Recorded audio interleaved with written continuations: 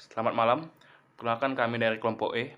Kali ini kami akan mempresentasikan hasil diskusi kelompok kami mengenai fitur dan fungsionalitas game engine untuk proyek komputer grafik fase 2. Jadi apa aja yang dibahas pada presentasi kali ini? Pertama itu adalah grafik rendering, kedua ada fisik, ketiga ada artificial intelligence, keempat ada audio system, kelima ada scripting, keenam ada input handling, ketujuh ada asset management. Baiklah, jadi saya akan mereview dari fase 1 sebelumnya, yaitu mengenai pengertian game engine. Jadi game engine ini adalah sebagai sistem perangkat lunak yang dapat digunakan untuk mengembangkan dan menciptakan sebuah game. Game engine ini sendiri pada dasarnya adalah sebuah library yang dapat digunakan untuk membuat sebuah game. Game engine akan memberikan kemudahan bagi pengembang permainan karena menyediakan fungsi-fungsi inti dari sebuah permainan. Misalnya grafika, itu menghasilkan grafik 2 dimensi dan 3 dimensi.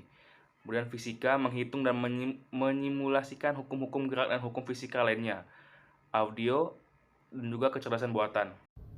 Saya akan membahas grafik rendering. Render grafis merupakan cara game engine memuat lingkungan di sekitar. Ini dilakukan dengan mengambil wireframe model dan menerapkan komponen yang berbeda ke masing-masing simpul. Rendering bekerja dengan memproses semua informasi visual dari game, termasuk objek, tekstur, pencahayaan, bayangan, dan efek visual lainnya. Kemudian menghasilkan gambar yang ditampilkan pada layar. Saat merender objek atau karakter dalam sebuah adegan, bentuk geometris model, sudut pandang, tekstur, bayangan, dan pencahayaan diperhitungkan. Ada dua jenis rendering, salah satunya adalah real time yang merupakan proses rendering berkelanjutan yang dihitung untuk menampilkan 20 hingga 120 frame per detik. Ini merender grafik yang terlihat secara visual oleh mata dalam sepersekian detik. Metode rendering lainnya adalah non-real time. Dibandingkan dengan real time, metode ini tidak merender semua yang ada di visual Anda. Ini merender hal-hal tertentu untuk menghemat daya pemrosesan sehingga memberi Anda kualitas gambar yang lebih baik. Metode ini terutama digunakan untuk cutscene atau sinematik. Game biasanya akan menggunakan kedua metode rendering yang sesuai untuk penggunaan di. Oke, yang kedua adalah fitur fisik. Fitur ini digunakan untuk memberikan beberapa bentuk realisme atau simulasi fisika terhadap game.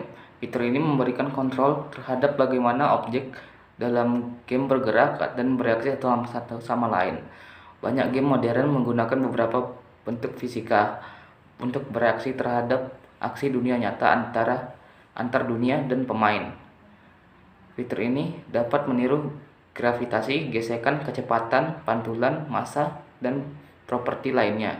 Beberapa fisik engine populer adalah Box 2D, Avox, dan PhysX. Dalam game, fisik engine memungkinkan objek untuk bergerak sesuai dengan hukum fisika, sehingga memberikan pengalaman bermain game yang lebih realistis dan menarik. Misalnya, ketika karakter dalam game melompat, fisik engine akan mengontrol bagaimana karakter tersebut mendarat, termasuk kecepatan, arah, dan dampak tumbukan terhadap benda di sekitarnya. Yang ketiga ada artificial intelligence atau kecerdasan buatan.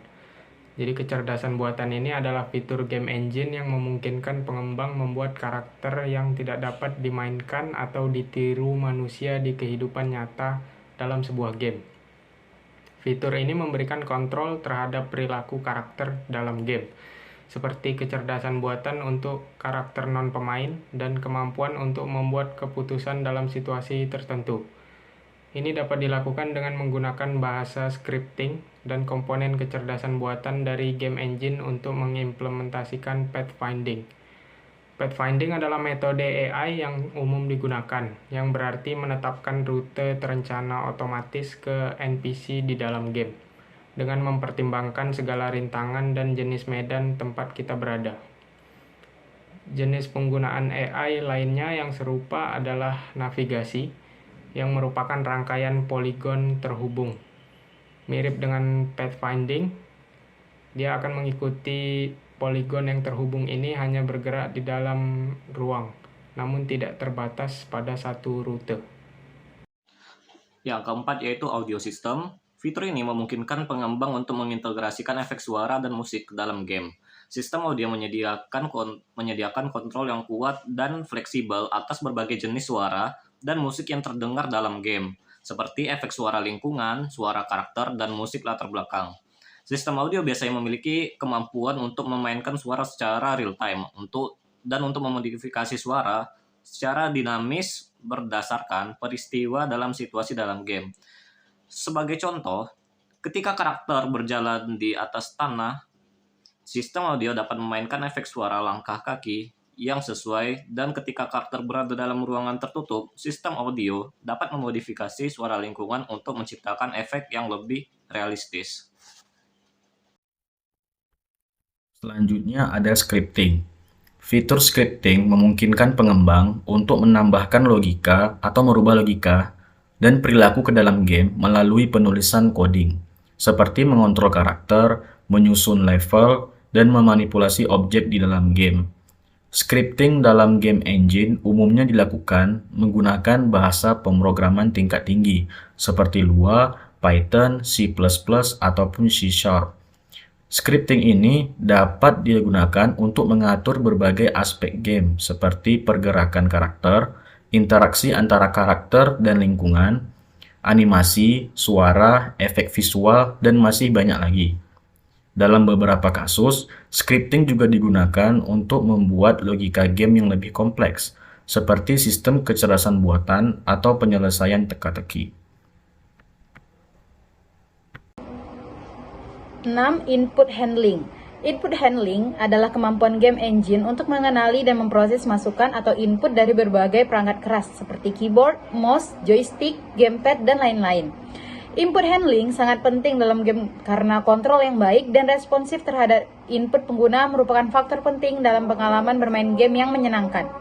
Untuk memastikan responsivitas kontrol yang baik, game engine biasanya memiliki mekanisme untuk menangani input pengguna dalam waktu nyata atau real time. Input handling juga dapat disesuaikan dan dikonfigurasi oleh pengembang game untuk memenuhi kebutuhan game yang berbeda. Di sini adalah gambar bagan input timestamp updates-nya. 7. Asset management. Asset management dalam konteks game engine mengacu pada kemampuan game engine untuk mengelola aset atau bahan yang dibutuhkan untuk membuat game, seperti model 3D, tekstur, animasi, suara, skrip, dan lain-lain. Dalam game engine, asset management dapat mencakup beberapa hal seperti manajemen aset dalam perpustakaan atau library, impor dan ekspor aset dalam berbagai format file, pemrosesan dan pengoptimalan aset untuk meningkatkan kinerja game, serta kemampuan untuk membagikan aset antara anggota tim pengembang. Aset manajemen juga dapat mencakup kemampuan untuk membuat aset atau bahan game secara langsung dalam game engine. Misalnya, editor 3D dalam game engine dapat digunakan untuk membuat model 3D atau lingkungan game secara langsung dalam game engine tanpa harus menggunakan program terpisah. Untuk selanjutnya ada fitur analitis. Fitur analitis adalah memungkinkan pengembangan game untuk mengumpulkan data tentang perilaku pemain dan kinerja game yang dapat digunakan untuk membuat keputusan strategis tentang pengembangan game. Beberapa fitur analitis yang umumnya tersedia dalam game engine adalah pemantauan pengguna, testing, dan lain-lain. Fitur analisis memungkinkan pengembang game untuk memahami perilaku pemain dan kinerja game yang dapat membantu membuat keputusan strategi tentang pengembangan game. Dengan data yang terkumpul, pengembangan game dapat membuat game yang lebih sesuai dengan preferensi pemain dan mencapai kesuksesan bisnis yang lebih besar. 9. Support. Support ialah memungkinkan pengembang game untuk mendapatkan bantuan dan dukungan teknis dalam pengembangan game. Beberapa fitur support yang umumnya tersedia dalam game engine adalah dokumentasi, forum, layanan konsultasi, dan lain-lain. Dengan fitur support yang kuat, pengembang game dapat menerima bantuan dan dukungan teknis yang diperlukan dalam pengembangan game mereka. Hal ini memungkinkan mereka untuk menyelesaikan masalah dan mengoptimalkan game, serta memperoleh pengalaman pengembangan game yang lebih baik secara keseluruhan. Sekian yang dapat kami sampaikan mengenai fase 2 kali ini. Jika ada kesalahan kata, kami mohon maaf. Sampai jumpa di fase selanjutnya. Terima kasih.